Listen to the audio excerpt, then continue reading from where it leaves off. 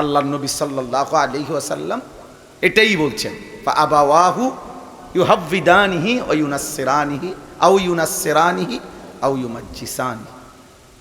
নবীজি বলেন প্রত্যেকটি মানব সন্তান জন্মলগ্নে আল্লাহকে মানার যোগ্যতা নিয়ে ভূমিষ্ঠ হয়, অতঃপর মা বাবা ওই বাচ্চাটিকে ইহুদি বানিয়ে দেয়, অথবা খ্রিস্টান বানিয়ে দেয়, অথবা মূর্তি পূজক, অগ্নি পূজক, মুশরিক, বেঈমান বানায় দেয়। নবীজি বলছেন সোজা বেঈমান বানায় দেয়।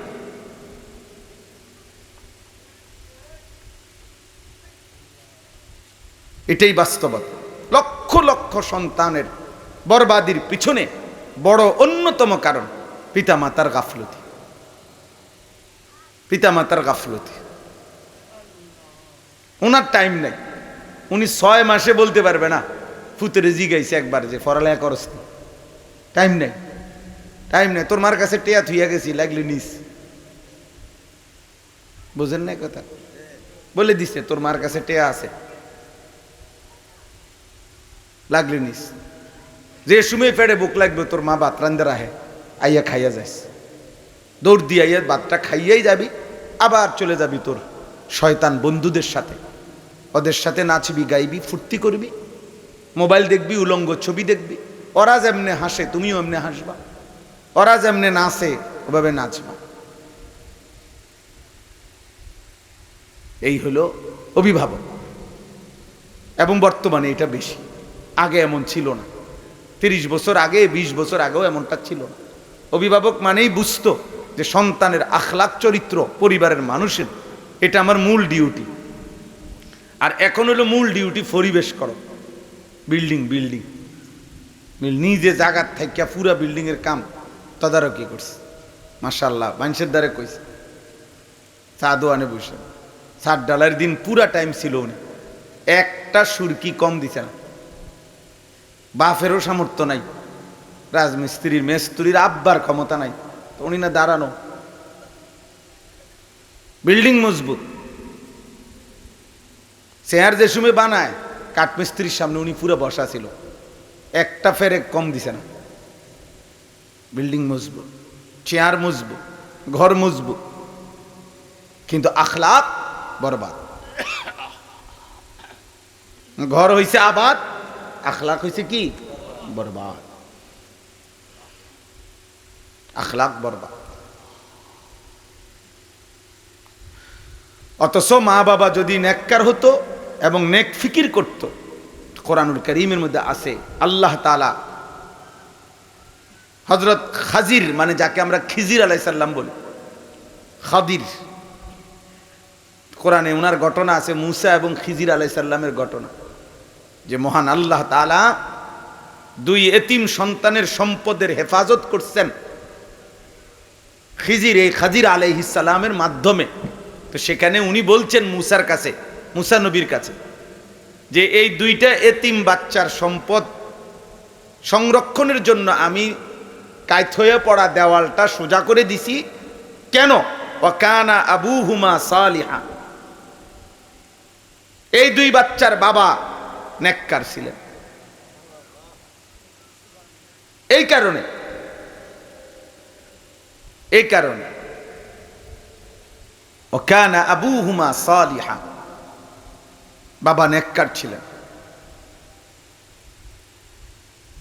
তো ওখানে তাফসীরের মধ্যে লিখছে, যেই বাবা সালেহ, সে নিশ্চিত 2টা জিনিস খেয়াল রাখছে, তার সন্তানের ঈমান, আমল, আখলাক, তার সম্পদের হালাল। এখানে আছে, আমি নিজে পড়ছি তাফসীরা, নিশ্চিত এই সম্পত্তিগুলো হালাল, কারণ লোকটা যেহেতু সালেহ। এই জন্য কোনোভাবেই কারো ফু দিয়া, তাবিজ দিয়া এই সমাজের নিয়ন্ত্রণ হবে না। প্রত্যেকের অধীনস্থ অভিভাবকরা যদি তাদের অধীনস্থদের ব্যাপারে যত্নবান না হয়, কাঙ্ক্ষিত পরিবর্তন আসবে না। কুমিল্লার থেকে, ক্যান্টনমেন্ট থেকে হুজুর ভাড়া করে আইন না গ্রামবাসী সব জুনায়েদ বাগদাদি বানাই লইবেন, জি না, বুঝেন নাই কথা। বক্তা আসে, বক্তা যায়, ওনার বলার দরকার, উনি বলেন, চেষ্টা করেন। কিন্তু ওয়াজ মানে তো হলো আত-তারগীব ওয়াত-তারহীব। ওয়াজ হলো দুই জিনিসকে বলে ওয়াজ। ওয়াজ মানে হলো আত-তারগীব ওয়াত-তারহীব। এইখানে আমি পড়ছি, এক্ষণ শোনাবো আপনাদেরকে। আল্লাহ তাআলা নবীজিকে বলছেন, আপনি বলে দেন মানুষদের সামনে যে ইন্নানী লাকুম মিনহু নাযীরুম ওয়া বাশীর, আমি মুহাম্মদ আল্লাহর পক্ষ থেকে তোমাদের জন্যে নাদির এবং বাশীর, আমি জাহান্নামের ভয় প্রদর্শনকারী এবং জান্নাতের সুসংবাদ প্রদানকারী। তো ওয়াজও এইটা। আত-তারগীব মানে জান্নাতের উৎসাহ দেওয়া, আত-তারহীব মানে জাহান্নামের ভয় দেখানো। তা আপনাদেরকে আমরা জান্নাতের উৎসাহ দেব, জাহান্নামের ভয় দেখাবো, কিন্তু জিম্মাদারি তো আপনি আদায় করতে হবে। জিম্মাদারি তো আপনি আদায় করতে হবে। আমি আপনাকে বললাম জাহান্নাম থেকে বাঁচেন, আমি আপনাকে বললাম জান্নাতের জন্য মেহনত করেন, তো এতটুকুই তো বলতে পারবো আমরা। এটা 1000 বার বললাম, 1,00,000 বার বললাম, কিন্তু আপনি দায়িত্ব কাঁধে নিলেন না, তো এটা হইব কেমন? পরিবর্তন হবে কিভাবে তাহলে? এই সূরা হুদ, এই সূরার আশ্চর্য আয়াত আছে না, যেমন সব দেখেন, এই যে 117 নম্বর আয়াত, ওয়ামা কানা রাব্বুকা লিয়ুহলিকাল কুরা বিযুলমিন ওয়া আহলুহা মুসলিহুন।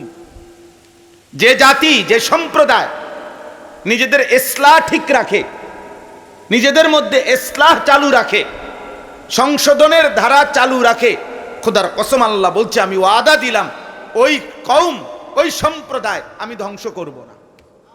ওয়ামা কানা রাব্বুকা লিয়ুহলিকাল কুরা বিযুলমিন মুসলিহুন। ইসলাহের বাবা তার সন্তানকে সংশোধনের চেষ্টা চালু রাখতে হবে, স্বামী তার স্ত্রীকে সংশোধনের চেষ্টা চালু রাখতে হবে, ইমাম তার মুসল্লিদেরকে সংশোধনের চেষ্টা চালু রাখতে হবে। হ্যাঁ, প্রত্যেকেই তার অধীনস্থদের ইসলাহের সংশোধনের চেষ্টা চালু রাখতে হবে। যার যার জায়গা থেকে, কেউ 10,000কে বলবে, কেউ 10 জনকে বলবে, কেউ 1 জনকে বলবে, কেউ কমপক্ষে নিজেকে বলবে যাহা আমি কি করছি।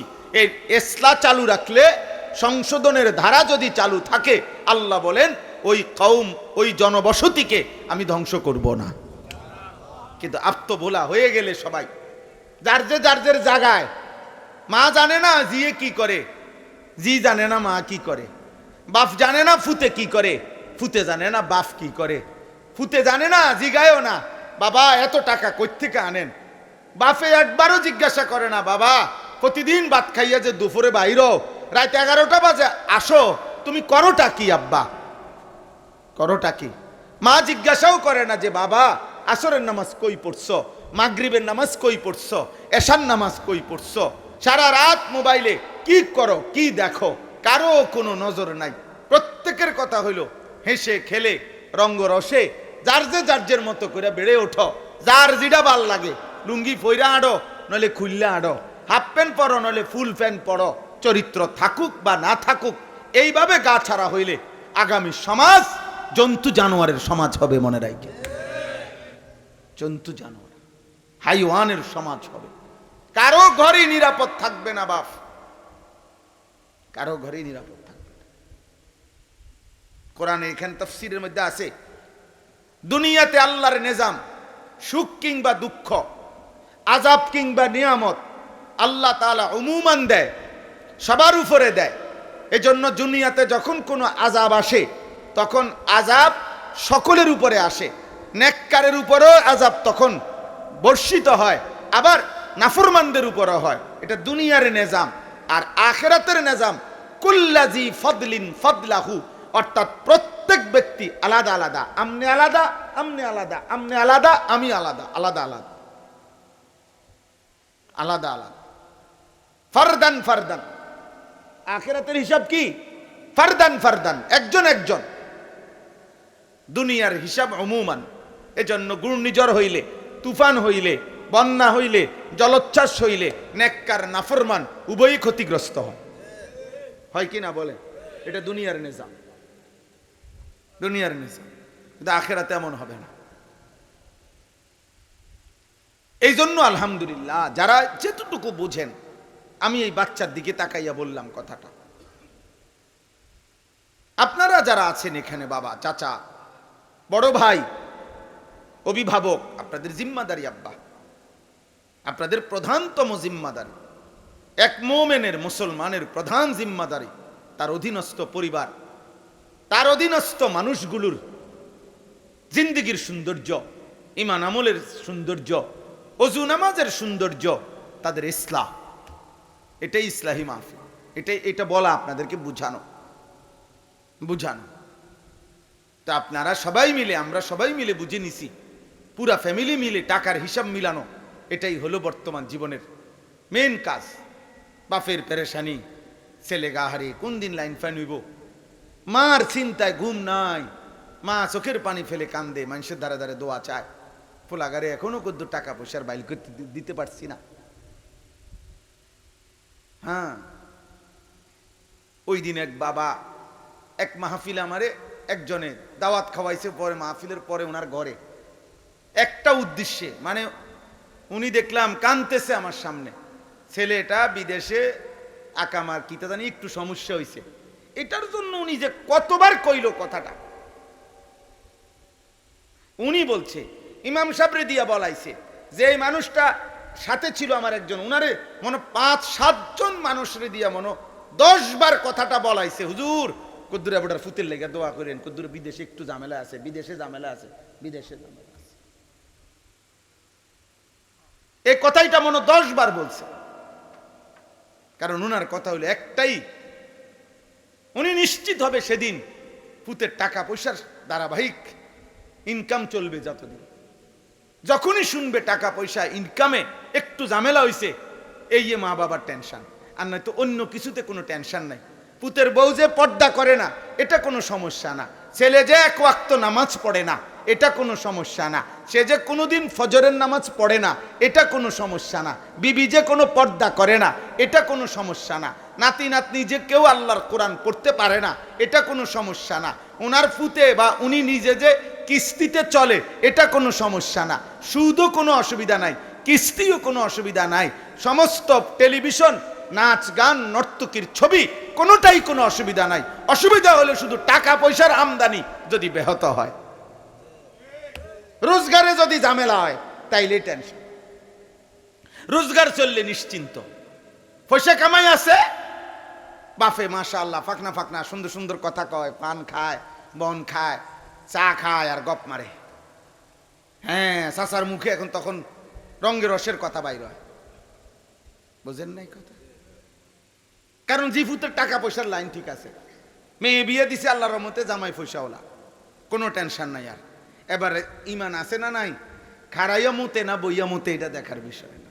টাকা আছে, একভাবে মুত্যা লেলে গেল, ফেসাবে না করো,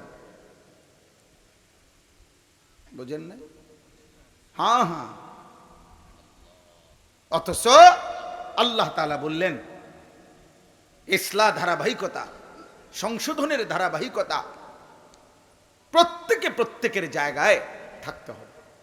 নবী সাল্লাল্লাহু আলাইহি ওয়াসাল্লাম 70 বছরের সাহাবীকে, 60 বছরের সাহাবীকে যেভাবে ইসলাহ করেছেন, আল্লাহর নবী সাল্লাল্লাহু আলাইহি সাল্লাম 5 বছরের 7 বছরের বাচ্চা সাহাবীকেও নবী সাল্লাল্লাহু আলাইহি সাল্লাম নিজ হাতে ইসলাহ করেছেন।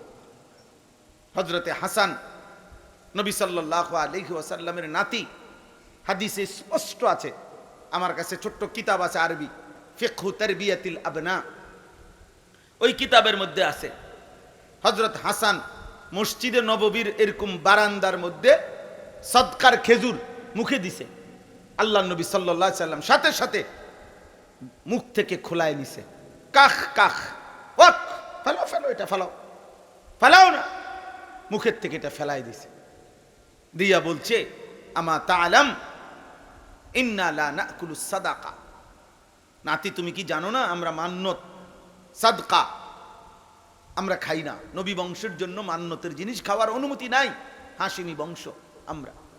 তাইলে এটা শিখাইছে সবক, অথচ একটা খেজুর মুখে দিছে। ইচ্ছে করিলে উনি 10টা খেজুর ঘরের থেকে আইনে এনে দিয়ে দিতে পাওয়া যাইতো, কিন্তু নাতি তো আখলাক শিখতো না। ইসলাম হইতো তাইলে? কথা বলেন না কেন? তাহলে 14 বছরের বাচ্চা প্রকাশ্যে দিবালোকে নারী দেখতেছে, ছবি দেখতেছে, মিথ্যা বলতেছে, বেনামাজি জীবন কাটাইতেছে, বাবা বলে বাচ্চা মানুষ, ছোট মানুষ, মা বলে ছোট মানুষ। 14 বছরের দামরা এখনো ছোট মানুষ, 18 বছরের দামরা এখনো ছোট মানুষ। হ্যাঁ, ওই ছোট, ও বড় হবে কমপক্ষে 85 বছর বয়সে, বুঝেন? 85 পরে বড় হবে সে, এখনো ছোট মানুষ।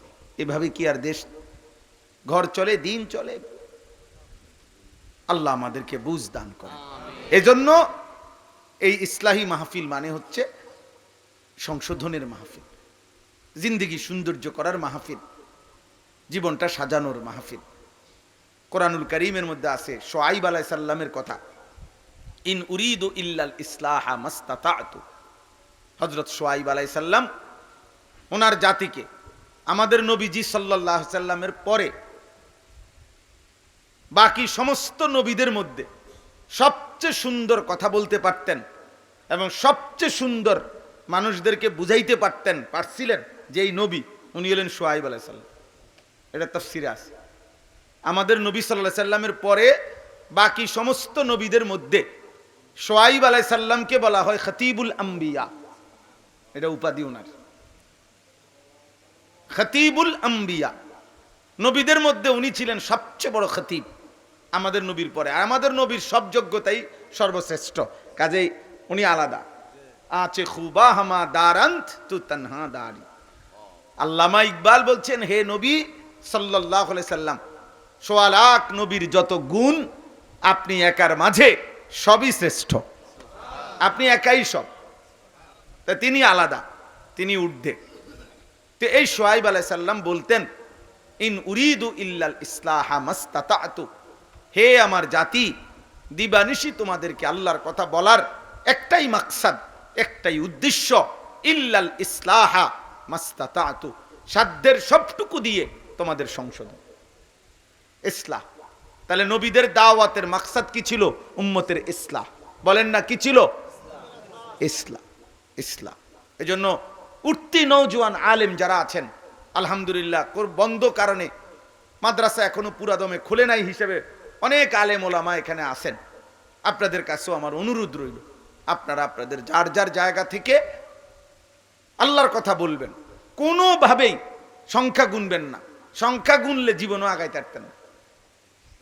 সংখ্যা গুনবেন না, পরিচিতি গুনবেন না। পরিচিতির কোনো প্রয়োজন নাই। আপনারে সারা বাংলাদেশ চিনতে হইব, এটা জরুরি। কেন? তো বাংলাদেশ, সারা বাংলাদেশ আমনেরে চিনলে বাকি হুজুররা কি গাঁসনি কাটতো? কথা বলেন না, না বাকি হুজুররা কিটা করতো? তাহলে এই মসজিদের ইমাম সাহেব যদি সারা বাংলাদেশে চিনন দরকার লাগে, তো বাকি মসজিদের ইমাম সাহেব কি করবো? কথা বলে। আর উনি নাই, তাহলে আর বাকি নাই তো 3 লাখ মসজিদে উনি ইমামতি করুক। বাংলাদেশে 3 লক্ষের উপরে মসজিদ আছে, তো উনি একা ইমামতি করলে পারবে? এটা কাজে এটা জরুরি না, এটা মালিকের ইচ্ছা। কেউ বেশির সামনে বলবে, কমের সামনে বলবে, কিন্তু আমার বলতে হবে, মানুষকে বলতে হবে, মানুষকে বলতে হবে। হাকিমুল উম্মত মুজাদ্দিদুল মিল্লাত হযরত মাওলানা শাহ আশরাফ আলী থানভী নব্বরাল্লাহু মারকাদাহু বলছেন, আমরা কিতাবে পড়ছি আনফাসে ঈসা, এই কিতাবের মধ্যে আছে, হাকিমুল উম্মত রাহমাতুল্লাহ আলাইহি বলছেন যে হে আল্লাহর বান্দা, ওয়াজ এবং নসিহত তুমি কোনোদিনও বলো না যে আমি এটা পারি না, এটা না পারার কিছু নাই। তোমাকে বলতে বলছে, তুমি কেমনে পারো না না পারো কোনো কিছু জানার তো দরকার না, তোমার বলা না দরকার। ফায়দা হবে কার, উপকার হবে কার, পরিবর্তন হবে কার, খোদার কসম এটা তো শুধু আল্লাহর ফয়সালা, আপনার বলা না দায়িত্ব। ফাযাক্কির ইন্নামা আনতা মুযাক্কির, লাস্তা আলাইহিম বিমুসাইতির। আল্লাহ তাআলা বলছে আপনি বারবার উপদেশ দিতে থাকুন। ইন্নামা আনতা মুদাক্কির, নিশ্চয়ই আপনি উপদেশদাতা, বারংবার উপদেশ দানকারী। লাস্তা আলাইহিম বিমুসাইতির, আপনি তাদের মালিক না, আপনি তাদের শাসক না। আপনি এ কথা বলার অধিকার নাই যে ঈমান আনো নলে কল্লা হলাই দেবো, ঈমান আনো নয়তো ফাঁসি দিয়ে দেবো, ঈমান আনো নয়তো 30 বছর জেল দিয়ে দেবো।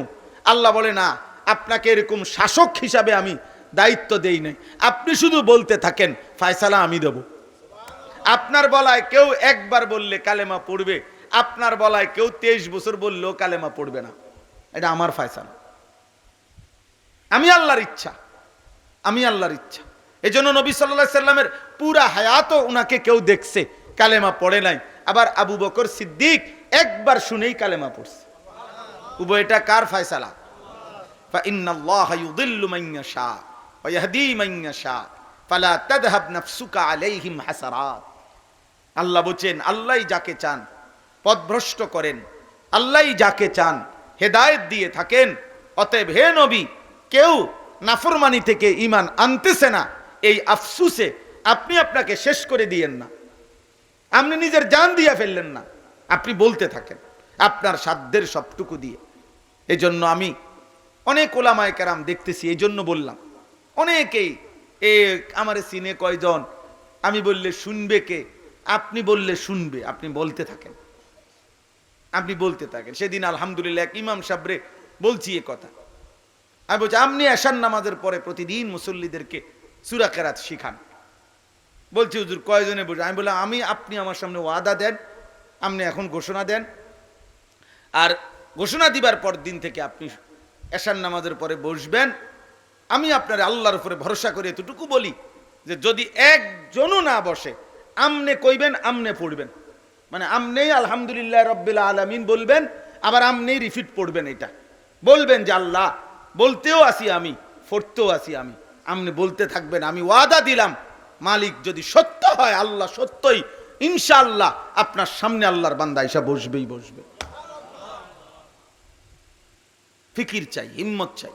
আমি তো আলহামদুলিল্লাহ আল্লাহকে সাক্ষী রেখে আল্লাহর দয়ায় এই কথা স্পষ্ট বলতে পারি। আমার জীবনে আমার স্পষ্ট মনে আছে, আমার 22 বছরের এই ছোট্ট আল্লাহর দয়ায় ওয়াজের এই জীবনে আমি পূর্বে এমন মাহফিলও বয়ান করছি মাগরিবের পরে। এই আল্লাহর কোরআন হাতে বললাম, মাগরিবের পরে আমি যখন বয়ান শুরু করছি, একজন শ্রোতাও ছিল না, একজনও বসে নাই। তখনও আমি ওয়াজ শুরু করছি, আমি আমার কথা বলতে থাকছি। আমাকে এই নতুন প্রজন্মের মৌলবী সাহেবরা এটা মানতে মেহনত করতে চায়। আবার শুধু কোট বদলায়, আবার আছে কোট বদলায়, রুমাল বদলায়, সংবং করে নি মানুষের চিনব মিয়া। আমরা মানুষের চিনার দরকার কি মিয়া? ফালা তুজাক্কু আনফুসাকুম হুয়া আ'লামু বিমানিত্তাকা। আল্লাহ তাআলা বলছে তোমার ঢোল তুমি বাজাইও না, তোমার সাফাই তুমি বলে বেড়াইও না। রওনা হচ্ছি, দোয়া করবেন। হ্যাঁ, নামতে আসি, দোয়া করবেন। জ্যামে পড়ছি, দোয়া করবেন। কিতা দোয়া করতো? দাঁড়াইয়া না থাকবেন। জ্যামে পড়ছেন আরে একটু পরে তো ছুটতে যাবো। যান উনি জ্যামে পড়ছে, ফেসবুকের মানুষে দোয়া করতো, মানে ময়মনসিংহের মানুষে দোয়া করতো আল্লাহ নিমসার জ্যাম ছেড়ে দেন। তো নাইলে কি বলেন? আপনি বলেন, এগুলো পাগলামি না? এগুলো পাগলামি কিনা বলেন না? এই জন্য নওজোয়ান ওলামায়ে কেরাম অনুরোধ করছি, এই ফেসবুক আর মোবাইল, বড় মোবাইলের আসক্তি ছেড়ে দেন আব্বা, অনুরোধ করলাম। বড় মোবাইলে আসক্ত আমনেরি দিয়া সর্বোচ্চ ফ্যাট ফিট চলবো, কিন্তু উম্মতের ফায়দা আসবে না, মানুষের পরিবর্তন আসবে না। মানুষের পরিবর্তনের জন্য কোন রকমের বিশ্রাম, অবসর, বিরতি কোনো কিছু চিন্তা করা যাবে না। দিবানিশি মেহনত করতে হবে, আল্লাহর কথা বলতেই হবে, প্রতিটা সুযোগ কাজে লাগাইতে হবে। বিনিময়ে আল্লাহ তাআলার দয়ায় আল্লাহর বান্দাদের জিন্দেগি বদলাবে। আল্লাহ তাআলা এই মোবারক মাহফিল, আজকের এই মজলিস, আল্লাহ কবুল করেন। এবার আমি এই তর্জমাটুকু শুনাই আপনারা, এরপরে আমি শেষ করে দিচ্ছি। 11 নম্বর পারা, 11 নম্বর সূরা, সূরা হুদ। এই সূরার 5টা আয়াত শুরুতে আমি তেলাওয়াত করেছি। হুদ একজন নবীর নাম, হুদ আলাইহিস সালাম একজন নবীর নাম। কোরআনুল কারীমের মধ্যে মোট 25 জন নবী এবং রাসূলের নাম আছে। কতজন? ও ভাই মোবাইলটা ধরেন না, মোবাইলটা নামান। হ্যাঁ আপনি পরে আসছে, এই জন্যই তো সুন্দর করে কইলাম, নাহলে তো দমকে দিলাম বলে। তাহলে মোবাইল ছাড়া শুনতে হবে ভাই, এটা নিয়ে আগে কথা হয়েছে, এখানে আগে এটা সিদ্ধান্ত হয়েছে। তাইলে কোরআনুল কারীমের মধ্যে মোট 25 জন নবী এবং রাসূলের কি আছে? নাম আছে, নাম আছে। তন্মধ্যে আল্লাহ তাআলা পূর্ববর্তী বহু নবীর কওমকে, সম্প্রদায়কে আল্লাহ তাআলা আল্লাহর চূড়ান্ত নাফরমানির সীমা অতিক্রম করার কারণে আল্লাহ তাআলা একেবারে পুরা কওমকে অল্প ঈমানদার ছাড়া ব্যতীত ধ্বংস করে দিছে। এমন অনেক জাতি যাদের ঘটনা আল্লাহ তাআলা কোরআনুল কারীমের মধ্যে উল্লেখ করছেন।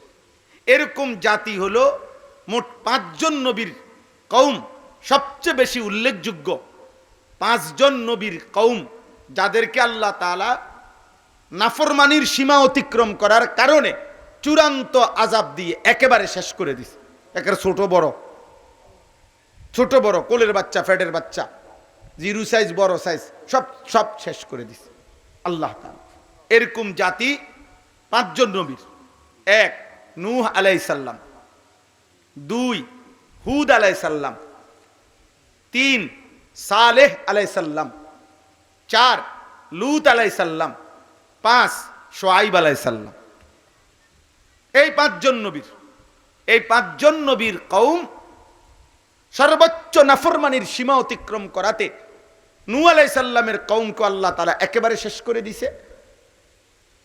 হযরতে হুদ আলাইহিস সালামের কওম আদ জাতি আল্লাহ একেবারে শেষ করে দিয়েছে। হযরত সালেহ আলাইহিস সালামের জাতি সামুদ জাতি আল্লাহ একেবারে শেষ করে দিয়েছে। হযরত লূত আলাইহিস সালামের জাতি কওমে লূত একেবারে শেষ করে দিয়েছে। হযরত শুআয়ব আলাইহিস সালামের জাতি কওমে শুআয়ব আল্লাহ তাআলা একেবারে শাস্তি দিয়ে শেষ করে দিয়েছে। এই 5 জন নবী কোরআনুল কারীমের বহু সূরায় একটু পর পরেই কোরআনুল কারীমে এই 5 জন নবীর কওমের কথা এবং তাদের উপরে আল্লাহর আযাবের কথা এবং তাদের নাফরমানির কথা আল্লাহ তাআলা উল্লেখ করছে। আরো আছে, সাথে ব্যক্তি আছে, কওমের আযাবও আছে। যেমন কারুনের কথা ব্যক্তি আলাদা আছে, ফেরাউনের কথা আছে, নমরুদের কথা আছে, এরকম আরো আছে আযাবের। কিন্তু মোটা দাগে এই 5 জন নবীর কওম যারা নাফরমানির সীমা অতিক্রম করেছিল, যাদেরকে আল্লাহ তাআলা চূড়ান্ত আযাব দিয়ে একেবারে শেষ করে দিছে। তো এই ঘটনাগুলো কোরআনুল কারীমের মধ্যে আল্লাহ তাআলা বারবার উল্লেখ করছেন, কখনো সংক্ষেপে, কখনো বিস্তারিতভাবে, কখনো 2 আয়াতে, কখনো 20 আয়াতে, কখনো 5 আয়াতে, কখনো 15 আয়াতে, এরকম সংক্ষেপে বিস্তারিত আল্লাহ তাআলা বলছেন। তন্মধ্যে এই সূরাটি, এই 11 নম্বর সূরা, সূরা হুদ, এই সূরার মধ্যে মহান আল্লাহ তাআলা এই পূর্ববর্তী যে সমস্ত জাতির উপরে আল্লাহর নাফরমানি আর পাপের সীমা অতিক্রম করার কারণে চূড়ান্ত আযাব দিয়ে ধ্বংস করছে, এই জাতির ঘটনাগুলো সবচেয়ে বেশি বিস্তারিত লম্বা করে আল্লাহ তাআলা পূর্ণাঙ্গ এই সূরার মধ্যে বর্ণনা করছে। কোন সূরা? সূরা হুদ। এই সূরা হুদের মধ্যে এই 5টি কওমের ঘটনাই এবং অতিরিক্ত মূসা আলাইহিস সালামের কওমের ঘটনা এবং সংক্ষিপ্ত ইব্রাহিম আলাইহিস সালামের সময়কালীনেরও একটি ছোট্ট ঘটনা সেখানে আছে।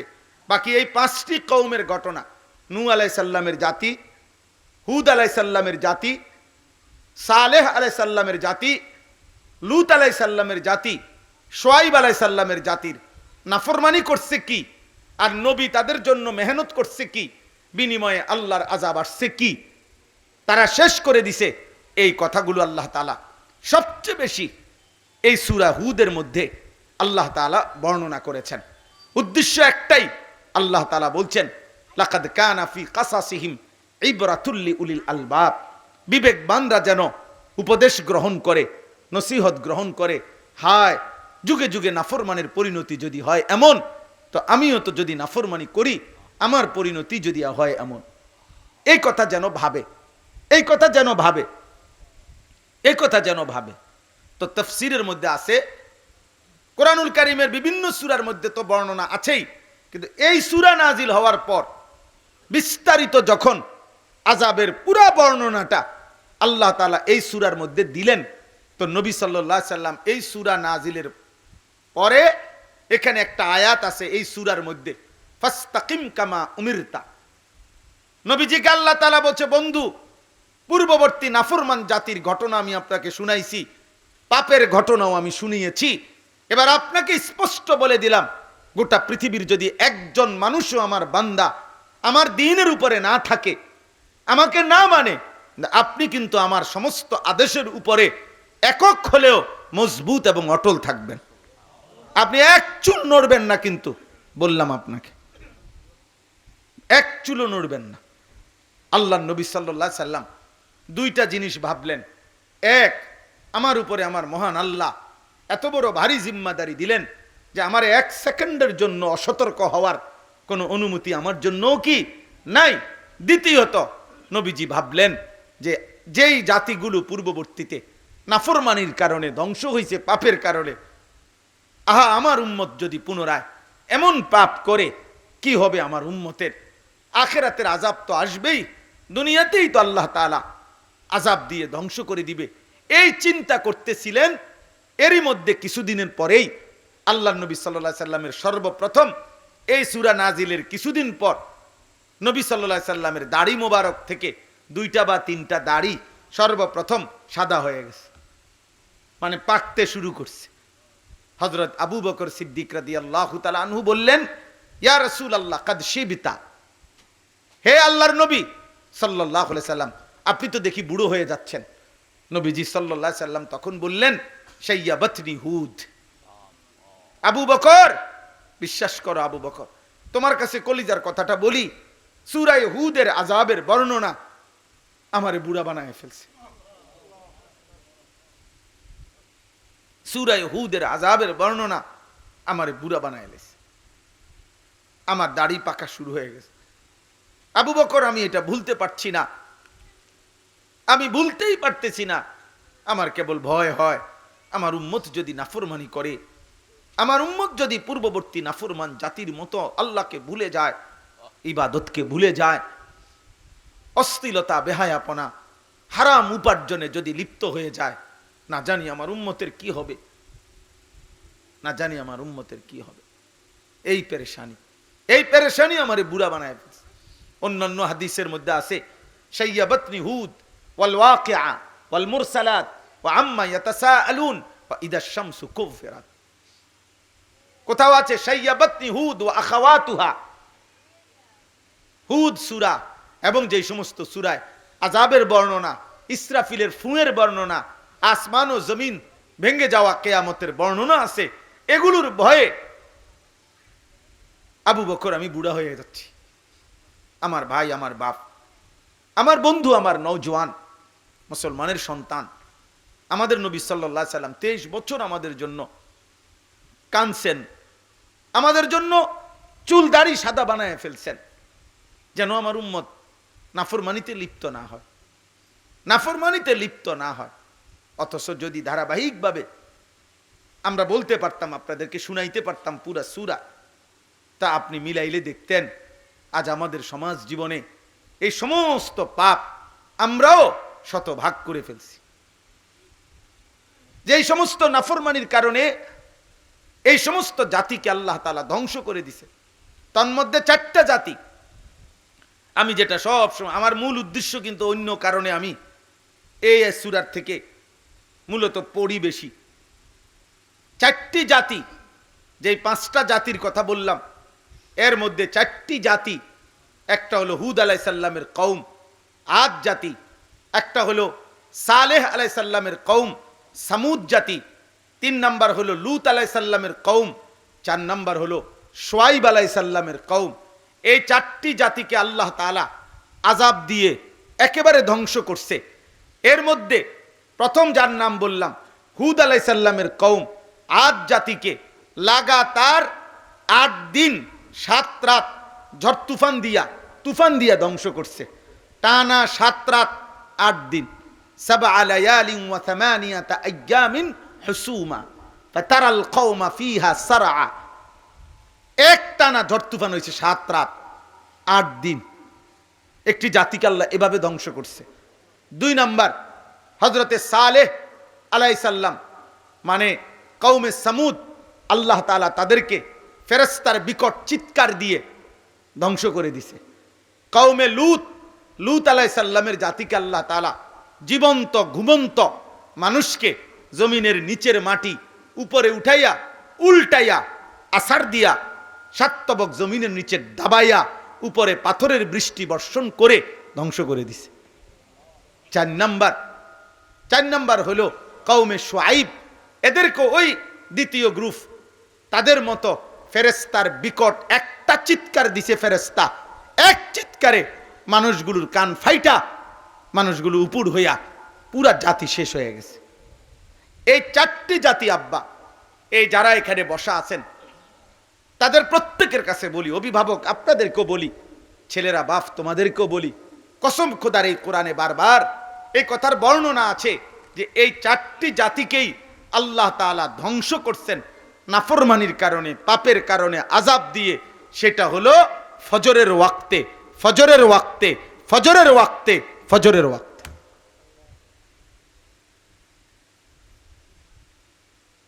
হ্যাঁ, 1 নাম্বার কওমে আদ, সূরা আহকাফের মধ্যে আছে তুদাম্মিরু কুল্লা শাইইন বিআমরি রাব্বিহা ফাআসবাহু লা ইউরা ইল্লা মাসাকিনুহুম।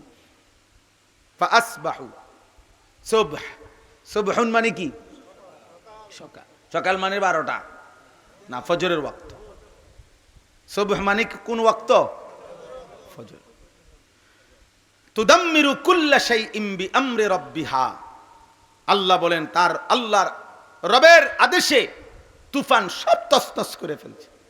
ফাআসবাহু লা ইউরা ইল্লা মাসাকিনুহুম, এই পরিমাণ ঝড় তুফান হইছে যে একদিন ভোরবেলা দেখা গেল তাদের ঘর ছাড়া একটা মানুষও বাইচা নাই, একজন মানুষও বাইচা নাই। 2 নাম্বার কওমে সামুদ, সালেহ আলাইহিস সালামের কওমের ব্যাপার আল্লাহ তাআলা একই কথা বলছে, ফাআখাযাতহুমুস সাইহা ফাআসবাহু ফি দারিহিম জাসিমিন। আল্লাহর পক্ষ থেকে ফেরেশতার বিকট চিৎকার আসলো, আর ফাআসবাহু ভোরবেলায় সেই মানুষগুলো উপুর হইয়া পড়ে মরে পড়ে থাকলো। কোন সময় বলে না, কোন সময়? ফজরের ওয়াক্ত। 3 নাম্বার কওমে লূত, একই হিসাব। আল্লাহ তাআলা ফেরেশতাকে বলছে লূত আলাইহিস সালামের কওমকে উল্টায় দাও, তো ফেরেশতাকে আল্লাহই বলছে ইন্না মাউইদাহুমুস সুবহু আলাইসা সুবহু বিকারিব। এটাই এই সূরাটা। হে ফেরেশতা, উল্টাইবা কখন? নির্ধারিত সময় হলো সুবহ, ফজরের ওয়াক্ত। আলাইসা সুবহু বিকারিব, ফেরেশতা জলদি যাও, ফজরের ওয়াক্ত হয়েই গেল, দ্রুত যাও, উল্টাও, ফজরের ওয়াক্তে উল্টায় দাও ভোরবেলা। 4 নাম্বার কওমে শুআইব, একই শব্দ, ফাআখাযাতহুমুস সাইহাতু ফাআসবাহু ফি দিয়ারিহিম জাসিমিন। ফাআসবাহু, আল্লাহ বলেন কওমে শুআইবকেও ফেরেশতা বিকট চিৎকারে ঘুমন্ত মানুষগুলোকে একটা চিৎকার দিছে, মানুষগুলো কান ফাইটা ফাআসবাহু, ভোরবেলা সব তাদের ঘরে উপুর হইয়া পইরা শেষ হয়ে গেল। আমার জাতির বাপ ভাই বলেন, মুসলমান বলেন, আপনারা নওজোয়ান ভাই তোমরা বলো, ফজরের নামাজ পড়ো না আজ কতদিন হয়? বলেন বলেন। আপনারা যারা বয়স্ক মানুষ আছেন, আপনাদের এক একজনের ফ্যামিলিতে ফজরের নামাজ পড়ে না, কতজন পড়ে, কতজন আপনারা বলেন। তাহলে আপনারা আপনাদের প্রজন্মের জন্য, ফ্যামিলির জন্য আল্লাহর আযাবের ব্যবস্থা করে যাচ্ছেন নাকি আল্লাহর নিয়ামত রহমতের ব্যবস্থা করে যাচ্ছেন? বলেন বলেন আপনারা। এই জন্য আমি প্রতিদিন আমি বলি, প্রত্যেক দিন আমি চিল্লাই, এক কথাই চিল্লাই যে আরে মুসলমান, কে বুঝাইলো, কোন দুশ্মনে বুঝাইলো? বুড়া বেড়ার কলজাটার ভিতরে পর্যন্ত। আহারে বেঈমানে, আজকে বেঈমানরা, মুশরিকরা 70 বছরের বুড়ার কলজাটার ভিতরে ভিতরে বিদেশ, টাকা, শুধু টাকা, বাতের থালা। বুড়া মিয়ার কলজার ভিতরে আখেরাতের ফিকির নাই। বুড়া মিয়াও সুদের টিয়া টোয়ায়, ফুদ বিদেশ পাঠাইব। সময় দিছে 12 দিন হুজুর। এই 12 দিনে কইতে আছে 8 লাখ টাকা মিলাইতো। আমি হুজুর সহি মহি আন্দার দেখি 70 বছরের বুড়া লাঠি বদ দিয়া দিয়া কিস্তির টাকা টোকায়, সুদে টাকা খুঁজে ফুদ বিদেশ পাঠাবে। কি মিথ্যা বললাম? হায় হায় মুসলমান, যে জাতির বৃদ্ধ, মুসলিম জাতির বৃদ্ধ বাবা, উনিও যদি হারামকে এত বুঝা বুঝে, দুনিয়াকে এত বুঝা বুঝে, তো এই ফ্যামিলির আখেরাত নিয়ে ভাববে কে? এই ফ্যামিলির আখেরাত নিয়ে ভাববে ওই 6 বছরের বাচ্চা হেতে। কথা বলেন না? একটি ফ্যামিলির আখেরাত নিয়ে ভাববে অভিভাবকরা না বাচ্চারা?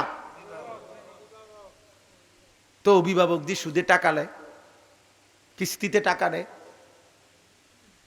উনি আবার ফ্যামিলির এই মানুষগুলোকে গড়বে কে? আল্লাহর আযাবের ব্যবস্থা করছেন। এক একটা মসজিদের দিকে তাকায়া দেখেন, জুমার নামাজের মুসল্লি কত, ফজরের মুসল্লি কত, ফজরের মুসল্লি কত বলেন। অতএব আপনাদের কাছে অনুরোধ করলাম, আলহামদুলিল্লাহ আপনারা মনোযোগ দিয়া সর্বোচ্চ আন্তরিকতা নিয়ে বসছেন। যে কয়জন যুবক ছেলে আছো আব্বা, মনে রাখো বাপ, নষ্ট জিনিস, পচা জিনিস, আবর্জনা কেউ ঘরে রাখে না, আদর করে না, যত্ন করে না, আবর্জনা ফেলে দেয়, নষ্ট জিনিস মানুষ ফেলে দেয়। অতএব তোমরা যারা নারী দেখে, ছবি দেখে, মোবাইলে অশ্লীল উলঙ্গ দৃশ্য দেখে, চুল চেহারা মুশরিক বেঈমানের মতো রেখে নিজেরা যাদের চরিত্র আখলাক নষ্ট করছো, খোদার কসম প্রিয় ভাই আমার, মনে রেখো, চরিত্রহীন লম্পট একদিন এই সমাজ তোমাকে কাছে রাখবে না, তোমাকে ফেলে দিবে। কারণ আবর্জনা মানুষ কাছে রাখে না, দূরে ফেলে দেয়। তোর মতো নষ্ট ভ্রষ্ট চরিত্রহীন লম্পট পুরুষ কিংবা নারী তোকে এই সমাজ আদর করবে না। সুযোগ পেলে তোকে থুতু মারবে, থুতু থুতু মারবে। মানুষের যদি হিম্মত থাকতো তো বেনামাজির কপালে থুতু মারতো, থুতু, বেনামাজির থুতু মারতো। কুত্তার যদি হিম্মত থাকতো, কুত্তার যদি জবান থাকতো তো কুত্তায় বেনামাজি দেখলে বলতো এদিকে আয়, তোরে থুতু দেই আমি।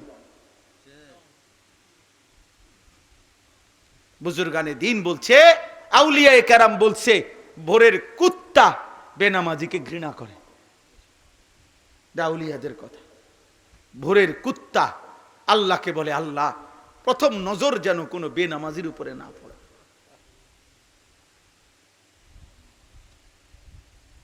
আল্লাহ তাআলা কোরআনুল কারীমের মধ্যে বলছেন, ওয়াত্তাবা হাওয়াহু ফামাসালুহু কামাসালিল কালব, মনের ইচ্ছে মতো যে তার জীবন চালায়, ফামাসালুহু কামাসালিল কালব, তার উদাহরণ, তার দৃষ্টান্ত আল্লাহ তাআলা বলেন কামাসালিল কালব, কুত্তার মতো।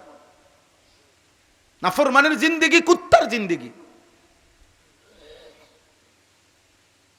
হারামখোরের জিন্দেগি কুত্তার জিন্দেগি, পাপীর জিন্দেগি মনের ইচ্ছে মতো। যারা নামাজ পড়ে না 5 ওয়াক্ত, সে আল্লাহর ইচ্ছায় নামাজ পড়ে না, না নিজের ইচ্ছায় নামাজ পড়ে না? তো তাই আল্লাহ তো বলছে নিজের ইচ্ছায় যে চলে তার উদাহরণ কুত্তার মতো। এই জন্য একটা ছেলে হলেও একজনই বুঝো আব্বা, একজনই বুঝো, এই পৃথিবীতে আযাবের ফয়সালা হয়, এই পৃথিবীতে আযাবের ফয়সালা হয় ফজরের ওয়াক্ত। এজন্য নিয়ত করেন ইনশাআল্লাহ ফজর পড়ব, বলেন ইনশাআল্লাহ।